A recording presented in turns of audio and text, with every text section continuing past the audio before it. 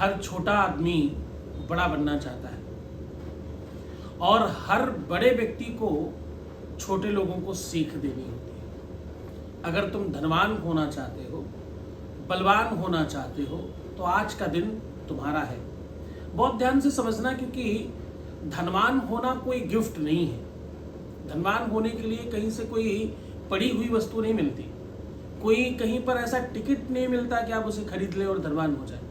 इसके पीछे कुछ सूत्र है जिस पर आपको काम करना होता है। लोग कहते हैं अथक परिश्रम करो, लोग कहते हैं खूब मेहनत करो, लोग कहते हैं खूब निरंतर प्रयास करो। बात इतने स्वर से होती नहीं है। अगर ऐसा होता तो मैं आपको बिल्कुल यथार्थ और सत्य कहूँ कि जो श्रमिक जन हैं, जो बहुत श्रम करते हैं, वो शायद अब तक सफल हो गए होते, वो शायद धनवानों में सबसे श्रेष्ठ होते। मेहनत अलग अलग तरीके की है। एक शारीरिक परिश्रम है और एक मानसिक परिश्रम है।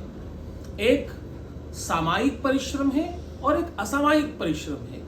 एक वो परिश्रम है जिसे तुम बलपूर्वक करते हो और जबरदस्ती करते हो, आपका मन हो नहीं हो तो भी करते हो। दूसरा वो श्रम है जिसे तुम खुद करना चाहते हो, जिसे तुम्हारी इच्छा है, उसे मानसिक श्रम बोलते हैं। जब आप मानसिक तौर पर किसी भी काम के लिए तैयार होते हो तो आपको पूरी प्रकृति, पूरी कायनात, पूरा का पूरा ये परिश्रम और पूरा का पूरा परमात्मीय जो साम्राज्य है वो आपका सहयोग करने लगता है। अब मानसिक सहयोग और मानसिक श्रम, मानसिक चीजें ये क्या है, थोड़ा उसको आप 2 सेकंड में समझ लीजिए, क्योंकि समय आपके पास भी बहुत कम है। तुम बहुत स्लाइड करके देखने वाले लोग हो, इसलिए तो शायद तुम्हें समझ नहीं आएगा। ये बात तुम्हें और गंभीर करेगी समझकर।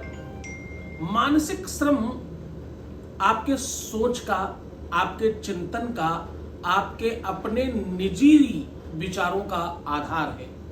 तुम खुद बड़े होना जब चाहते हो तो सबसे पहले ये छोड़ दो कि तुम करते कुछ और सोचते कुछ और हो, कर कुछ और रहे हो और चाह कुछ और रहे हो। परमात्मा ने तुम्हें किस चीज के लिए बनाया है वो जानने के लिए सबसे आसान तरीका, जिससे तुम्हारी रोटी चल रही है, जिस कार्य से तुम्हारा सब कुछ चल रहा है, पहले उस पर ध्यान दो मेरे बच्चों, उस पर प्रयास करो और उस पर फोकस करो।